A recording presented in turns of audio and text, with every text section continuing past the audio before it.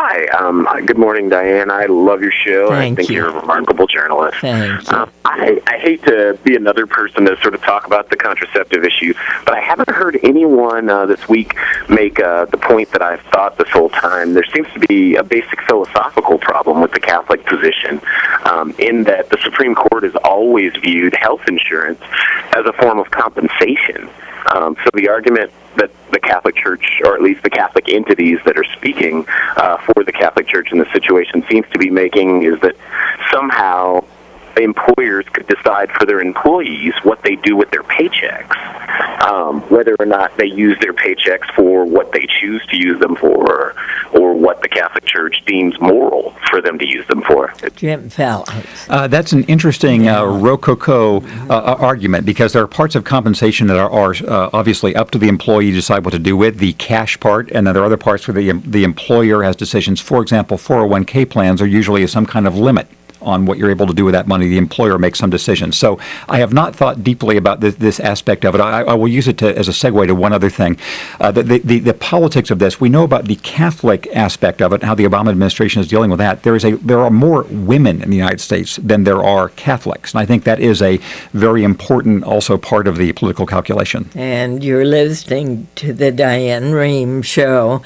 I think it's important to point out that not everyone within the Obama administration agreed with his decision on this, Jim Fallows. Yes, based on reports we've heard, at least Vice President Biden and former Chairman, Chief of Staff William Daley, and perhaps some others are said to have implored with the president not to get in the middle of this, and they are Catholics, and that's the report we have heard. Do you think they were right one? I think that in the Biden case, Biden often plays sort of the contrarian role, and at Obama's request. But remember, Biden's Catholic, Daley's Catholic, and so what we're talking about are people who have some relationship with the bishops, with the hierarchy. But again, I mean, the bottom line is, even if you look, I've got a poll here, publicreligion.org. Majority of Americans agree employers should be required to provide their employees with health care plans that cover contraception and birth control at no cost. 58% of Catholics believe employers should be required to provide their... Now, this is from a religious polling group. Okay, but here's the thing. You've got very loud voices coming from the extreme right, coming from the Catholic Church. Are they overwhelming President Obama's message on this, Greg Gibb? I think they are. It goes back to the framing question, which is that the people who oppose this have framed it not as the right to contraception, but as the freedom of religious conscience. The Catholic Church correctly points out they're not denying the employees of these organizations the right to use contraception, the right to buy insurance, other insurance that gives them contraception and so forth.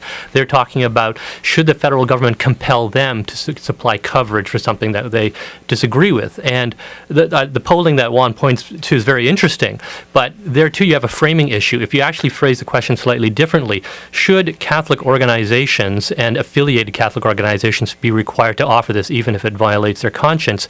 That there's still a majority in favor, but it drops somewhat. So I think what you have is a situation where in many matters of conscience, Americans who feel one way about what is right for them as individuals feel very uncomfortable forcing that choice onto the population at large. As a matter of pure politics, I'm sure the administration wishes this issue had not come up now in 2012, but as a matter of substance, there were regulations for enforcing the health care plan that had to be issued at some point. So on substance, I assume they believe they were doing the right thing, as I, in my individual role, think they were doing the right thing. And then as politics, it's a matter of explaining it in a way that appeals, that avoids the framing Greg is talking about, and saying this is consistent with long practice in American life. It's consistent with the expressed views of most people. We know some people resist. It's a complex issue. Here's why we're doing it. Will the administration be able to reframe their arguments, Juan? No, and I don't think they feel the need to reframe them, again, because the numbers are in their favor politically. But what they are up against, Diane, is the fact that this plays to the conservative base in the Republican Party, and as we have this campaign going on, it plays exactly to people like Romney, Gingrich, Santorum, especially Santorum, a social conservative appealing to evangelical taste. And and they're saying this is about, to quote Gingrich, a Obama war on religion, and that's what their case is, that this extends not only in terms of the Catholic Church issue, but all the regulations and rules that the Obama administration wants to put on America. Last quick word, Jim. The conservative base isn't going to vote for them anyway. They're playing to the middle, and so that's the case they're going to make.